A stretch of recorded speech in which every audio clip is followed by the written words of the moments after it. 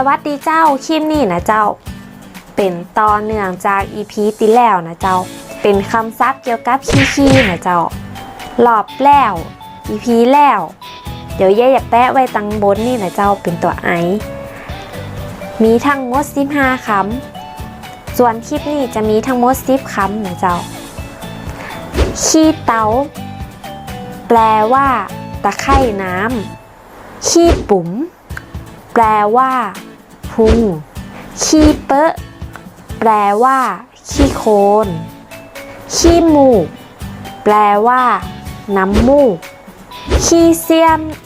แปลว่าเศษไม้เล็กๆขี้ฮดตดหายแปลว่าควรหนีดีฟอขี้มิงแปลว่าโมโหง่ายขี้เมียงแปลว่า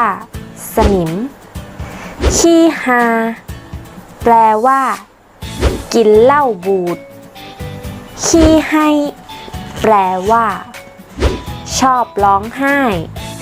กันลองฝึกนำไปใจกันพอนะเจ้าถ้าชอบคลิปนี้ก็อย่าลืมกดไลค์กดแชร์กดติดตามแล้วก็กดกระดิ่งจะได้บ่พลาดคลิปใหม่ๆคลิปนี้ไปแล้วเจ้าบ๊ายบาย